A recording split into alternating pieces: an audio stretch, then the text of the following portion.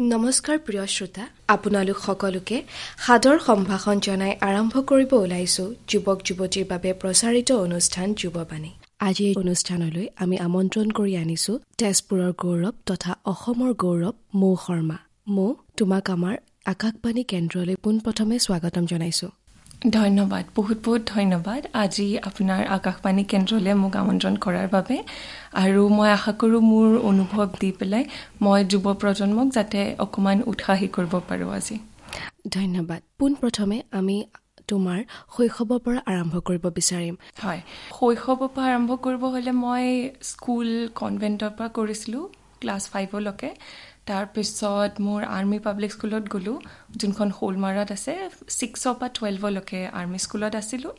আৰু সৰুৰ পৰা ক'ব গ'লে মাহঁতে কেতিয়াও মোক এইটো জোৰ দিয়া নাছিলে যে মাৰ্কছ বেছি পাব লাগিব বা ক্লাছত ফাৰ্ষ্ট আহিব লাগিব। এটাত বহুত জোৰ দিছিল যে মই যিখিনি পঢ়িছোঁ, ক্লাছত যিখিনি পঢ়াইছে সেইটো যাতে মই কনচেপ্টবোৰ ক্লিয়াৰ থাকে আৰু মই যাতে বুজি পাওঁ কি হৈছে আৰু মই যাতে ক্লাছটো এনজয় কৰোঁ। তাৰ লগতে মোক বহুত কাৰিকুলাৰ এক্টিভিটিছতো দিছিলে, যেনেকৈ মই ভাৰত নাট্যম শিকিছিলোঁ, সত্ৰীয়া শিকিছিলোঁ, খোল বাজন শিকিছিলোঁ, ভায়লিন বজাব শিকিছিলোঁ আৰু আৰ্টো শিকিছিলোঁ। মাহঁতে সৰুৰ পৰাই ভাবিছিলে যে বেছি খালী সময় দিব নালাগে, ব্যস্ত কৰি ৰাখিব লাগে। আৰু মই ভাবোঁ সেইকাৰণে ব্যস্ত হৈ থকাৰ কাৰণে চাগে আজি মই টাইম মেনেজমেণ্ট, যোনটো আজিৰ যুগত ইমান ইম্পৰ্টেণ্ট হৈ গৈছে, মানুহে 2-3টা কাম একেলগে কৰিব পৰা আৰু প্ৰতিটো কামতে ইকুৱেলি সেইটো কনচেনট্ৰেট কৰি পেলাই কৰিব পৰা, সেইটো মই সৰুৰ পৰাই তেনেকৈ শিকা বুলি ক'ব লাগিব।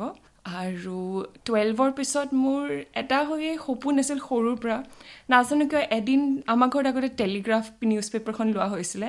তাৰপিছত মোৰ ৰঙা ৰংটো খুবেই প্ৰিয় হয়। টেলিগ্ৰাফ পেপাৰখনত এদিন আহিছিল লেডি শ্ৰীৰাম কলেজত এজনী ছোৱালীয়ে চিটাৰ বজাই আছিলে আৰু মোৰ ফটোখন ইমান ভাল লাগিলে ছোৱালীজনীৰ। আৰু বিশেষকৈ আৰু ভাল লাগিলে যিহেতু মই লেডি শ্ৰীৰামখন ৰঙা বিল্ডিং দেখিলোঁ আৰু সৰুৰ পৰাই মই ৰঙা বহুতেই বেছি ভাল পাওঁ, আজিলৈকে ভাল পাওঁ। তেতিয়া মই সৰুতে ভাবি থৈছিলোঁ যিয়ে নহওক কিয় মই লেডি শ্ৰীৰাম কলেজত পঢ়িমেই। তাৰপিছত যেনেকৈ যেনেকৈ ডাঙৰ হ'লোঁ, যেতিয়া গম পালোঁ কি দিল্লী ইউনিভাৰ্চিটিৰ কাট অফ কিমান বেছি যায় আৰু লেডি শ্ৰীৰামৰো কিমান বেছি যায়, তাৰপিছত সপোনটো পাহৰি গৈছিলোঁ। কিন্তু এটা মন আছিল কি 12ৰ পিছত মই দিল্লী ইউনিভাৰ্চিটিত পঢ়িবলৈ। তেতিয়া মায়ে আৰু দেউতাই কৈছিলে যে 95%ৰ যদি তলত পাওঁ তেতিয়া মই অসমতে থাকিম আৰু 95%ৰ যদি ওপৰত পাওঁ তেতিয়া মোক দিল্লী লৈ যোৱাটো ভাবিব বুলি। আৰু তেনেকৈ মই 95%ৰ ওপৰতে পালোঁ, 97% হ'ল।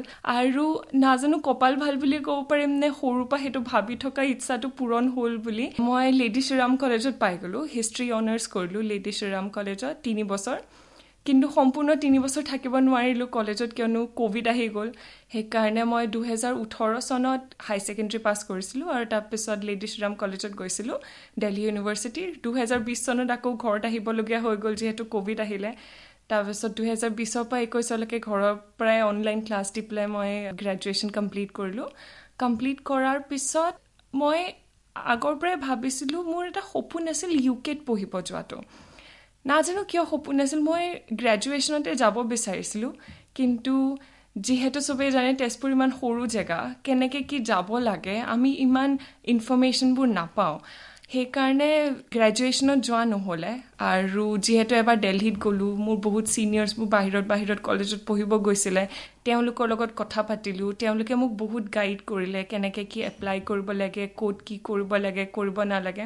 তেওঁলোকৰ সহায়ৰ কাৰণেই মই ভাবিলোঁ কি নাই UK কৰিব পাৰি বুলি। আৰু যিহেতু মই হিষ্ট্ৰী পঢ়ি আছিলোঁ, মোৰ হিষ্ট্ৰী পঢ়ি থাকোঁতে এনেকুৱা লাগিছিলে যে হিষ্ট্ৰীত কি হয়, কিছুমান বেলেগ মানুহে আৰ্কিঅ'লজিষ্টে কিবা এক্সকাভেট কৰিলে, তেওঁলোকে ৰিপৰ্ট বনালে আৰু তাৰ ওপৰত হিষ্ট্ৰী বেছ কৰি পেলাই হিষ্টৰিয়ানছবোৰে লিখে বা এটা ষ্টৰি বনায়। মোৰ মন তেতিয়া আছিল কি মই সেই মানুহজন বনিম বা মানুহগৰাকী বনিম যোনে সেইটো এক্সকাভেট কৰিলে। মই বেলেগৰ ৰিপৰ্টৰ ওপৰত কিয় নিজৰ ষ্টৰিটো বনাম, মই সেই আৰ্কিঅ'লজিকেল এভিডেঞ্চটো মই কিয় এক্সকাভেট কৰিব নোৱাৰোঁ। তেনেকৈ মই হিষ্ট্ৰীৰ পৰা তেতিয়া আৰ্কিঅ'লজিলৈ শ্বিফ্ট কৰাটো ভাবিলোঁ। আৰু সেইকাৰণে আৰ্কিঅ'লজি যিহেতু ইণ্ডিয়াত ইমান বেছি ফিল্ডটো এতিয়ালৈকে ওলোৱা নাই, মই ভাবিলোঁ কি UKত এবাৰ এপ্লাই কৰি চাওঁ। আৰু সেইকাৰণে 2021 চনত মই UK এপ্লাই কৰিলোঁ আৰু মই ডাৰহাম ইউনিভাৰ্চিটিত পালোঁ। তেনেকেই তাৰপৰা মই আৰ্কিঅলজিত মাষ্টাৰ্ছ কৰিলোঁ। আমি এতিয়া তোমাৰ পৰা জানিব বিচাৰিম, যিহেতু 97% পোৱাটো ইমান সহজ কথা নহয়, গতিকে তুমি কেনেকৈ পঢ়া শুনাত কিমান সময় পঢ়িছিলা তাৰ বিষয়ে আমি জানিব বিচাৰিম, বা কেনেকৈ তুমি মেনেজমেণ্ট কৰিছিলা? মই ক'ব গ'লে ইমান বেছি অনবৰতে পঢ়ি থকা মানুহ নহয়। এটা মোৰ ঠিক আছিল যে মই যোনখিনি সময় ক্লাছত মনোযোগ দিছিলোঁ, মই পূৰাকৈ মনোযোগ দিছিলোঁ আৰু ক্লাছৰ পৰাই মই বহুতখিনি জ্ঞান আয়ত্ত কৰিছিলোঁ।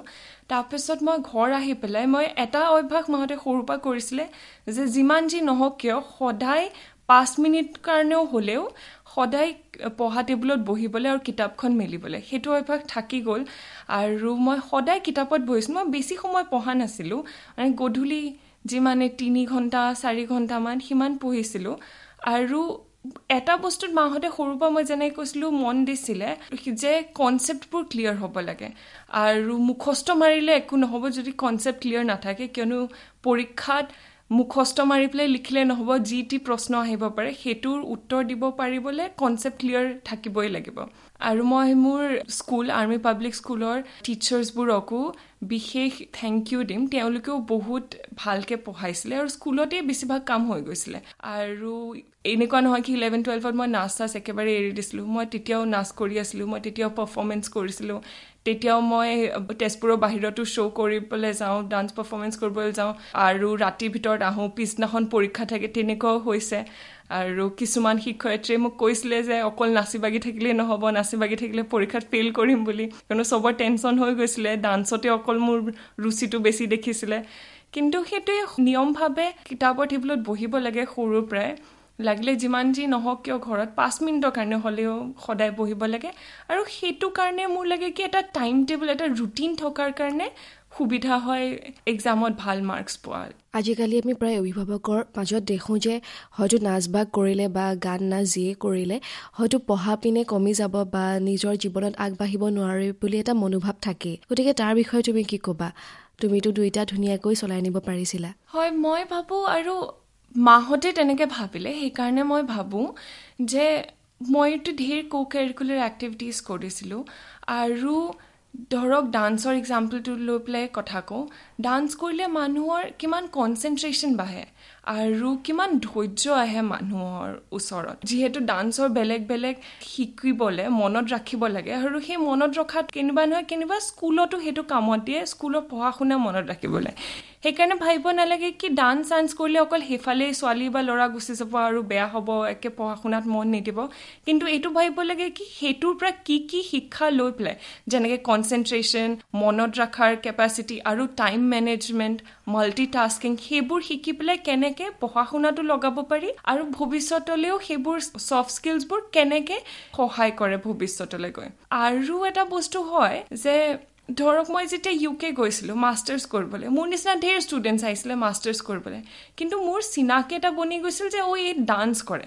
সেইটো চিনাকি দিবলৈ এইবোৰ কলাই বহুত সহায় কৰে যে নিজৰ বেলেগ এটা চিনাকি বনাবলৈ।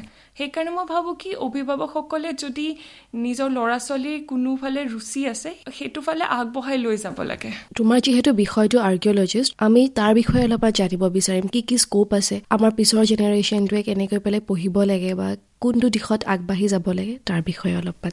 হয়, আৰ্কিঅলজিত ঢেৰ কেইটা ফিল্ড আছে আৰু ঢেৰ কেইটা ৰিচাৰ্চ এৰিয়াছো আছে। মোৰ যোনটো ফিল্ড হয় সেইটো মই চাউথ এছিয়াৰ ওপৰত কাম কৰোঁ। বেছিভাগ ইণ্ডিয়া, পাকিস্তান, বাংলাদেশ, সেইখিনিৰ ওপৰত মোৰ কামটো হয়। আৰু আৰম্ভণিতে মই ফিল্ড আৰ্কিঅলজিত আছিলোঁ। ফিল্ড আৰ্কিঅলজিত যোনবোৰ মানুহে ফিল্ডত যায় আৰু এক্সকাভেট কৰে আৰু ফাইণ্ডছ ওলায়, সেইবোৰৰ ওপৰত ৰিপৰ্ট লিখে, সেইটো হৈ গ'ল ফিল্ড আৰ্কিঅলজি। আৰু এটা আছে জিঅ' আৰ্কিঅলজি। তাত কি হয়, মানুহবোৰ যায় আৰু এখন ফিল্ড আছে, তাত আৰ্কিঅলজিকেল বস্তু পাবনে নাপাব সেইটোৰ আগতে ছাৰ্ভে কৰিব লাগে। সেইটো জিঅ'ফিজিক্স ছাৰ্ভে হয়।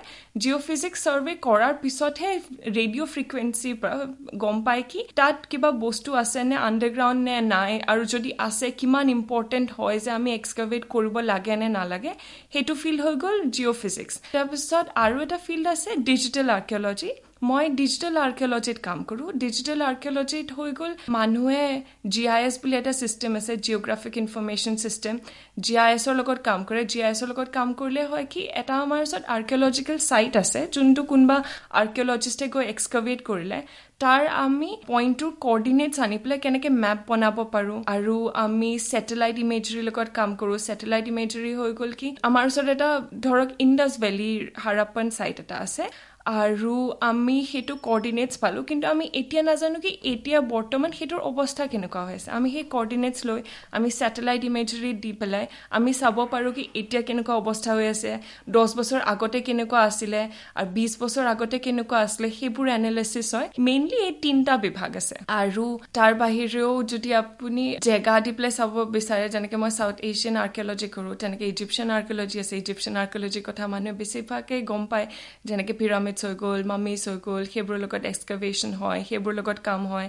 আৰু তাৰপিছত আমেৰিকান আৰ্কিঅলজি হৈ গ'ল য'ত আগতে যিমান মায়ান কালচাৰ আছিলে ইনকা কালচাৰ আছিলে ইউৰোপিয়ানছবোৰ আমেৰিকাত যোৱাৰ আগতে সেইবোৰৰ ওপৰত ৰিচাৰ্চ হয় সাউথ ইষ্ট এছিয়ান হয় য'ত চাইনিজ আৰ্কিঅলজি গালি মানুহবোৰৰ মাজত বহুত বেছি বিখ্যাত হৈ আছে সেই তেনেকুৱা বিভাগ থাকে আৰ্কিঅলজি হয় এতিয়া আমি জানিব বিচাৰিম তুমি বৰ্তমান যিহেতু কেম্ব্ৰিজ ইউনিভাৰ্চিটিত কৰ্মৰত গতিকে সেই যাত্ৰাটোৰ বিষয়ে আমি জানিব বিচাৰিম হয় মই যেতিয়া মাষ্টাৰ্ছ কৰি আছিলোঁ মই ডাৰহাম ইউনিভাৰ্চিটিৰ পৰা মাষ্টাৰ্ছ কৰিছিলোঁ মই মাষ্টাৰ্ছ শেষ হোৱাৰ আগতে আমি ডেজাৰ্টেশ্যন ছাবমিট কৰিব লাগে ডেজাৰ্টেশ্যনত মোৰ টপিকটো আছিলে যোনটো ইণ্ডো গেংগেটিক প্লেইন আছে ধৰক আমি ক'ব পাৰোঁ উত্তৰ প্ৰদেশৰ পৰা বিহাৰলৈকে যোনটো সেইটো এৰিয়া আছে য'ত গংগা আৰু যমুনা নদী যায় সেইফালেদি সেইটো এৰিয়াত মই কাম কৰিছিলোঁ আৰ্লি হিষ্টৰিক চাইট বিচাৰিবলৈ তেতিয়া মই ছেটেলাইট ইমেজৰী GIS যোনখিনি কথা মই আগতীয়াকৈ কৈছিলোঁ ডিজিটেল আৰ্কিঅলজি ফালে মোৰ ৰুচিটো বেছি আছিলে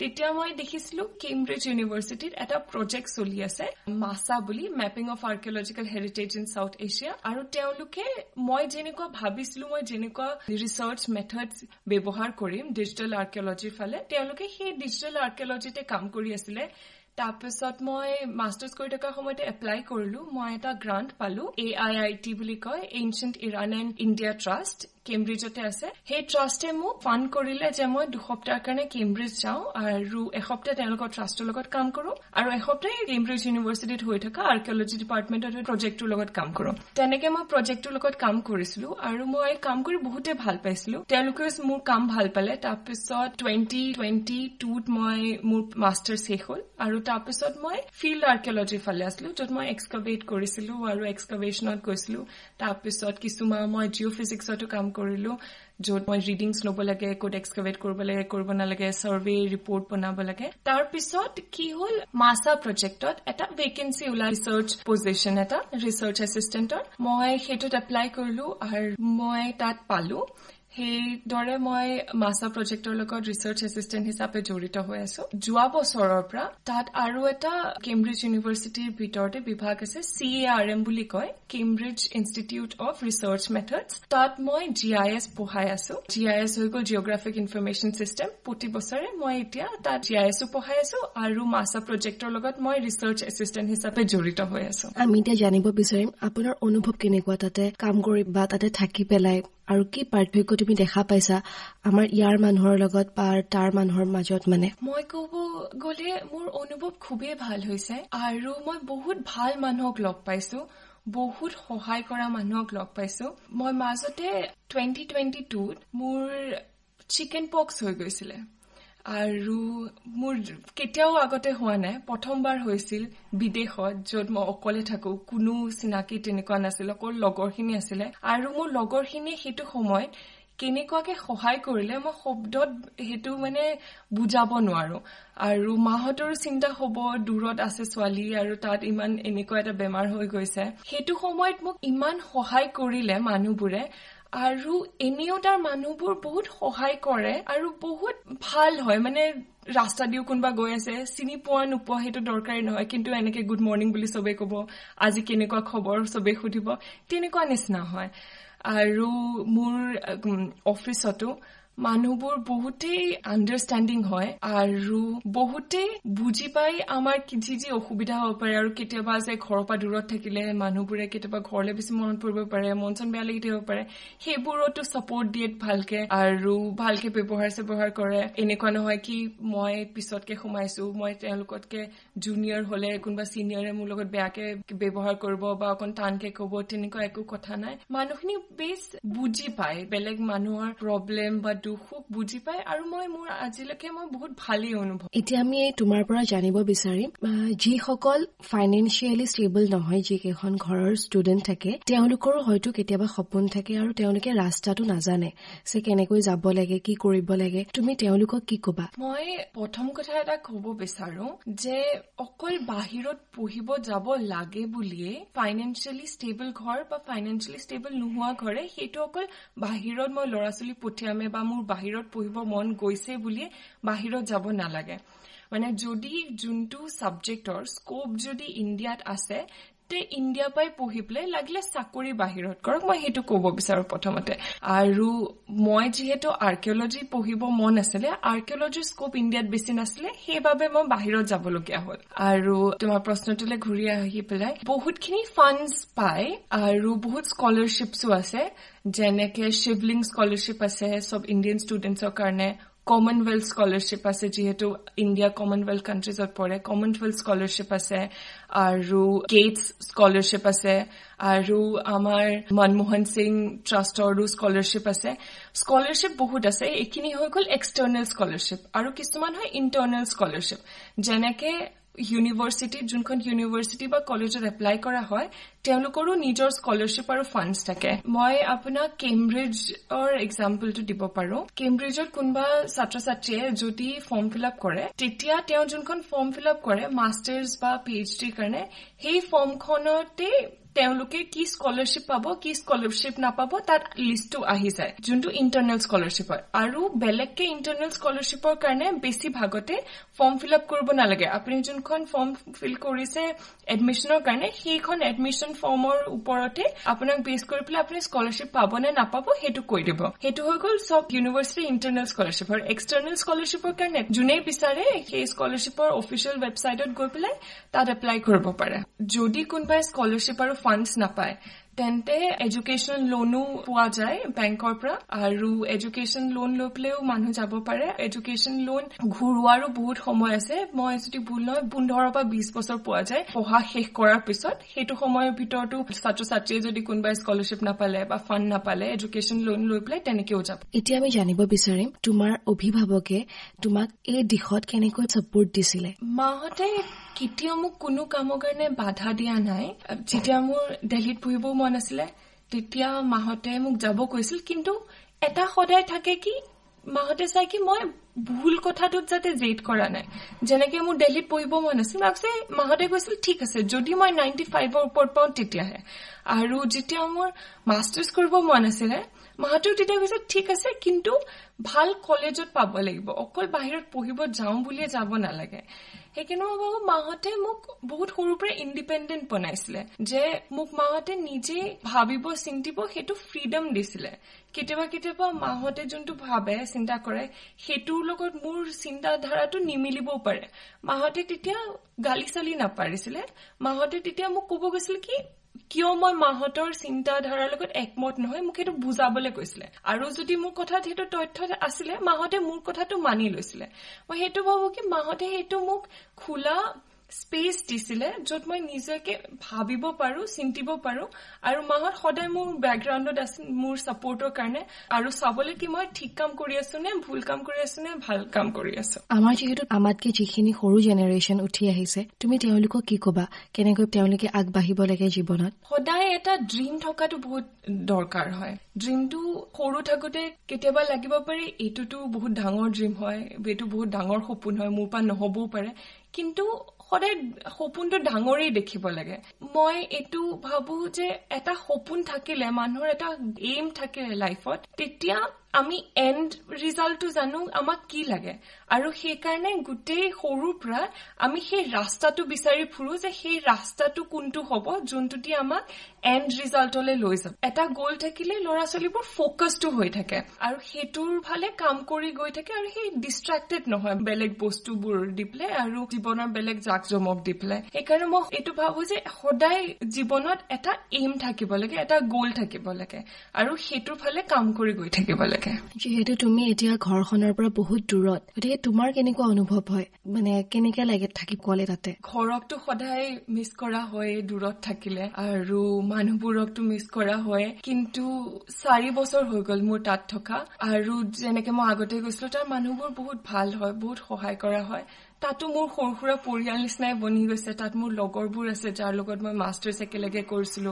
তাত মই অসমীয়া কমিউনিটিৰ লগতো বহুত এছ'চিয়েটেড হৈ আছো মই এটা ইনচিডেণ্ট ক'ব বিচাৰো ইয়াত মই যেতিয়া কেম্ব্ৰিজ ইউনিভাৰ্চিটিত চাকৰি পাইছিলো তাৰ আগতে মই বেলেগ এটা কোম্পানীত চাকৰি কৰি আছিলো মিউজিয়াম অফ লণ্ডন আৰ্কিঅলজি বুলি মোলা আৰু কেম্ব্ৰিজৰ চাকৰি জইন কৰাৰ আগতে মই ঘৰ আহিছিলো আৰু সেইটো সময়ত মই মোৰ পুৰণা ঘৰটো এৰি দিছিলো যিহেতু মই ভাবিছিলো কি মই গৈ পেলাই আকৌ কেম্ব্ৰিজ শ্বিফ্ট হ'ব লাগিবই তাৰপিছত কেম্ব্ৰিজৰ সময় আহি গ'ল ঘৰৰ পৰা কিন্তু মই তাত একো ঘৰ বিচাৰি পোৱা নাছিলো তাৰপিছত দেউতাৰ অফিচৰ চিনাকি মানুহৰ খুলখালিয়ে কেম্ব্ৰিজত থাকে তেনেকে মোৰ চিনাকি হ'ল ফোনত আৰু মই তেওঁলোকৰ ঘৰত এমাহ আছিলো তেওঁলোকে ইমান ধুনীয়াকে মোক ৰাখিলে একো কমপ্লেইন নকৰাকে আৰু মই তেওঁলোক আজিকালি খুৰা-খুৰী বুলি মাতো খুৰা-খুৰী ইমান সুন্দৰকে ৰাখিলে আৰু মই এনেকুৱা লাগে মই তেওঁলোকৰ ফেমিলিৰ এটা পাৰ্ট হৈ গলো তেওঁলোকে মোক তেওঁলোকৰ ডাঙৰ ছোৱালী বুলি কয় সেইটোৱে ক'ব বিচাৰো যে মানুহবোৰ ভাল হয় ঘৰ সদায় মিছ কৰা হয় কিন্তু তাত এটা সৰু সুৰা পৰিয়াল নিজৰ বনি যায় সেয়াই তুমি যিহেতু ক'লা তাতে তোমালোকৰ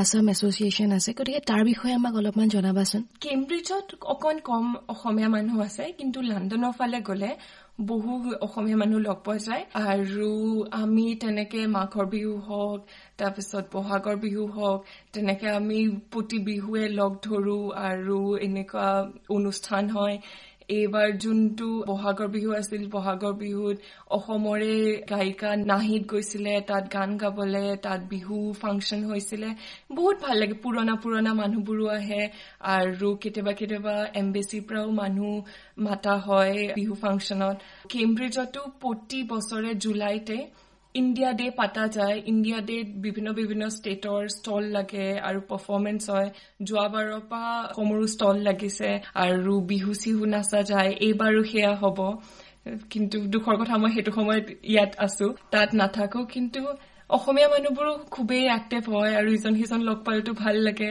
আৰু বেছি ভাল লাগে যেতিয়া তেওঁলোকে ঘৰত মাতে খাবলে খাৰ খুৱায় মাছ খুৱায় সেইটো বেছি ভাল লাগে এতিয়া আমি তোমাৰ পৰা জানিব বিচাৰিম দিল্লীৰ পৰা দৰহামলৈ তোমাৰ জাৰ্নিটোৰ বিষয়ে হয় যেতিয়া মই দিল্লীত আছিলো তেতিয়া লকডাউনৰ সময়তে সব কৰা হৈছিলে আৰু মই দৰহাম ইউনিভাৰ্চিটিত পাই গৈছিলো তাৰপিছত যিমান ভিজাৰ কাম আছিলে মই সব নিজে কৰিছিলো মই কোনো এজেন্সি লোৱা নাছিলো আৰু মই এইটো বেলেগকো ক'ব বিচাৰো যে যোনটো ৱেবছাইটত সব ইনফৰমেশ্যন বহুত ধুনীয়াকে স্পষ্টকে দিয়া থাকে কোনো যদি দৰকাৰ নহয় এজেন্সি নোলোৱাকেও নিজে কৰিব পাৰি কিন্তু এটা মোৰ তাতে ভুল হৈ গৈছিলে যে মই গুৱাহাটীৰ পৰা দিল্লীলৈ গলো আৰু দিল্লীৰ পৰা যোনখন ফ্লাইট বুক কৰিছিলো মই সস্তা চাই পেলাই তাত এটা পেৰিছত হল্ট আছিলে মই সেইটো টিকেট বুক কৰিলো কিয়নো মই ভাবিলো সস্তা হৈছে মই অকণ পইচা বচাওঁ বুলি তাৰপিছত মই যেতিয়া দিল্লী এয়াৰপৰ্ট পালোগে আৰু এয়াৰলাইনৰ ওচৰত গলো চেক ইন কৰিবলৈ তাৰপিছত তেওঁলোকে মোৰ পাছপৰ্ট চাই পেলাই মোক ক'লে কি মই যাব নোৱাৰো তেতিয়া মই ভাবিলো কি হ'ল তাৰপিছত তেওঁলোকে ক'লে কি পেৰিছত যিহেতু হল্ট আছে আৰু মোক পেৰিছৰ ভিজা লাগে সেইটো হল্টৰ সময়খিনি থাকিবলৈ সিমানখিনি মই টিকেটত লিখা আছিলে কিন্তু মই সেইটো নাচালো তাৰপিছত সেইটো সময়ত মই মাহঁতক ফোন কৰিবলৈ চেষ্টা কৰিছিলো আৰু এয়াৰপৰ্টৰ ভিতৰত নেটৱৰ্ক নাছিলে সেইটো সময়তে হোৱাটছএপ আৰু ফেচবুক ইনষ্টাগ্ৰাম সব শাট ডাউন হৈ গৈছিলে কিমান দেৰিৰ কাৰণে মাহঁতৰ লগত একো যোগাযোগ হোৱা নাছিলে মই ভাবিছিলো তেতিয়া ৰাতিটোৰ ভিতৰতে মই কেনেকে কি কৰো তাৰপিছত এটাৰ পিছত এটা এয়াৰলাইনৰ কাউণ্টাৰত গলো তাৰপিছত দেখিলো কি মোৰ যোনখন অৰিজিনেল ফ্লাইট আছিলে সেইখন এয়াৰ ফ্ৰান্সৰ লগত আছিলে পেৰিছত হল্ট আছিল আৰু সেইখন নিউকাছল গৈছিলে নিউকাছলৰ পৰা দৰহাম বহুত ওচৰ হয় আৰু ইউনিভাৰ্চিটি নিউকাছলৰ পৰা ডাৰহামলৈকে টেক্সি চাৰ্ভিচ সব ষ্টুডেণ্টছক প্ৰভাইড কৰিছিলে যিহেতু নতুন চহৰ নতুন ল'ৰা ছোৱালীবোৰ আহিব ইমান গম নাপাব সেইকাৰণে তাৰপিছত মই প্ৰতি এটা এয়াৰলাইনৰ কাউণ্টাৰত গৈ পেলাই সুধিলো নিউকাছললৈকে কোনোবা এখন ফ্লাইট যাব নেকি গম পালো কোনো ফ্লাইট নাযায় কিন্তু এখনে ফ্লাইট আছিল এয়াৰ ইণ্ডিয়া যোনখন লণ্ডনলৈকে যাম তাৰপিছত মই এডুকেশ্যন লোন লৈছিলো এডুকেশ্যনৰ লোনৰ পইচা আছিলে সেইটো দি পেলাই মই তৎক্ষণাতে তাতে কাউণ্টাৰত মই ফ্লাইট বুক কৰিলো লণ্ডনলৈকে আৰু তাৰপিছত মই মাহঁতক জনাইছো যে এনেকুৱা হ'ল তাৰপিছত মই এতিয়া লণ্ডন গৈ আছো মাহঁতৰো চিন্তা হৈছে এইপিনে নতুন জেগা একো চিনি জানি নোপোৱা কেনেকে কি হ'ব তাৰপিছত মই ফ্লাইটৰ টিকেট কৰাৰ পিছত ইমিগ্ৰেশ্যনতো বহুত দীঘলীয়া লাইন আছিলে যেনে তেনে মই ইমিগ্ৰেশ্যনত লাইনত থিয় হৈ থকা মানুহবোৰক বহুত অনুৰোধ কৰিলে যে মোৰ ফ্লাইট গুচি যাব আপোনালোকে মোক যদি আগত যাব দিব পাৰে তেনেকে বহুত মানুহে সহায় কৰিলে আৰু মই লাষ্ট মানুহ আছিলো যোন এয়াৰলাইনত ফ্লাইটত উঠিছিলো আৰু মই উঠাৰ পিছতে দৰ্জা বন্ধ কৰিছে যেনে তেনে ফ্লাইট পাইছো তাৰপিছত লণ্ডনত নমাৰ পিছত মইতো নাজানো লণ্ডনৰ পৰা ডাৰহাম কেনেকে যায় লণ্ডন হৈ গ'ল চাউথৰ ফালে আৰু ডাৰহাম হৈছে নৰ্থ ইষ্টৰ ফালে বহুত দীঘলীয়া ৰাস্তাও হ'ব আৰু মই ফোন লৈ গৈছিলো মোৰ ইণ্ডিয়ান চিম কাৰ্ড আছিলে আৰু মই এইটো পাহৰি গলো যে ইণ্ডিয়ান চিম কাৰ্ডটো মই ৰোমিং কৰিব লাগিছিলে সেইকাৰণে মোৰ ইণ্ডিয়ান চিম কাৰ্ড তাত চলা নাই মই ভাবিলো কি টেক্সি এখন বুক কৰিলো টেক্সি বুক কৰিবলৈ মোৰ ওচৰত কেশ আছিলে তেওঁলোকে কেশ নলয় বুলি ক'লে আকৌ অনলাইন পেমেন্ট কৰিব বুলি ক'লে অনলাইন পেমেন্ট কৰিলে মোৰ যোনটো ইণ্ডিয়ান চিম কাৰ্ডত আছে তাত SMS যাব সেইটো মোৰ আকৌ ইণ্ডিয়ান চিম কাৰ্ড চলা নাই কিন্তু সেইটো সময়ত মই এজন ইণ্ডিয়ান পালো তেওঁক মই গোটেই মোৰ অৱস্থাটো বুজালো যে এনেকুৱা হৈছে তেওঁ ক'লে কি একো কথা নাই মই মোৰ ফোনৰ পৰা বুক কৰি দিছো আপুনি মোক কেশ দি দিয়ক সেইটোৱে মই ক'ব বিচাৰো যে কেনেকুৱা সহায় কৰা মানুহ পায় তাৰপা মই আকৌ ষ্টেচন গলো ষ্টেচনৰ পৰা আকৌ মই ডাৰহাম গৈছো তাত মই এইটো কথা এটা ক'ব বিচাৰো যে মানুহৰ সন্মুখত সদায় বিপদ আহিবই কিন্তু সেই বিপদৰ পৰা ভাগৰি পেলাই বহি গলে আগবাঢ়িব নোৱাৰি বিপদৰ পৰা কেনেকে বাহিৰত ওলাই আহিব লাগে আৰু বিপদ অহাৰ সময়ত কেনেকে শান্ত হৈ পেলাই আগবাঢ়াৰ ৰাস্তাটো বিচাৰাটো বহুত দৰকাৰী হয় দিল্লীত যোনটো মোৰ লগত হ'ল সেইটো সময়ত যদি মই মোৰ লগতে কিয় এনেকুৱা হয় বুলি কৈ পেলাই মই যদি দিল্লীত থাকি গলোহেঁতেন বা দিল্লীৰ পৰা অসম অহাৰ কাৰণে ফ্লাইট কৰিলোহেঁতেন চাগে আজি মই ইউকেত থাকিব নোৱাৰিলোহেঁতেন আৰু কেম্ব্ৰিজত চাকৰি কৰিব নোৱাৰিলোহেঁতেন সেইটোৱে বহুত সৰু সৰু কেতিয়াবা লাইফৰ ডিচিশ্যনছে বহুত ডাঙৰ ইম্পেক্ট আহে বহু বছৰৰ পিছত মই সেইটোৱে ক'ব বিচাৰো যে মানুহে কেতিয়াও নিৰাশ হ'ব নালাগে যদি কেতিয়াবা এটা ৰাস্তা বন্ধ হৈ গৈছে আপুনি বিশ্বাস ৰাখিব যে বেলেগ এটা ৰাস্তা আপোনাৰ কাৰণে খোল খাই গৈছে কিন্তু সেইটো সময়ত আপুনি শান্ত হৈ পেলাই বেলেগটো ৰাস্তা নিজে চাব পাৰিব নে নোৱাৰে সেইটো বহুত দৰকাৰী যদিও আমাৰ তোমাৰ লগত বহুতখিনি কথা পাতিব থাকি গ'ল তথাপিও সময় প্ৰতি লক্ষ্য ৰাখি আমাৰ অনুষ্ঠান ইয়াতে সামৰণি মাৰিছো আৰু তোমাক বহুত বহুত ধন্যবাদ তোমাৰ ব্যস্ততা ভৰা জীৱনৰ পৰা আমাক এইকণ সময় দিয়াৰ বাবে বহুত বহুত ধন্যবাদ মোক মাতাৰ বাবে মই আশা কৰো দৰ্শকসকলে এইটো অনুষ্ঠান শুনি যাতে ভাল পায় আৰু কিবা দুটা কথামান মই যদি শ্বেয়াৰ কৰিব পাৰিছো তেওঁলোকে মোৰ অনুভৱৰ পৰা ল'ব পাৰে নিশ্চয় আজি আমি নিশ্চিত যে এই অনুষ্ঠানৰ পৰা আমাৰ শ্ৰোতাই বহুতো কথা জানিব পাৰিলে শিকিব পাৰিলে আজিৰ অনুষ্ঠানৰ বাণী বন্ধনৰ দায়িত্বত আছিল দিশা শইকীয়া সম্পাদনাৰ দায়িত্বত আছিল তন্ময় গগৈ প্ৰযোজনাৰ দায়িত্বত আছিল গৌতম নাথ ধন্যবাদ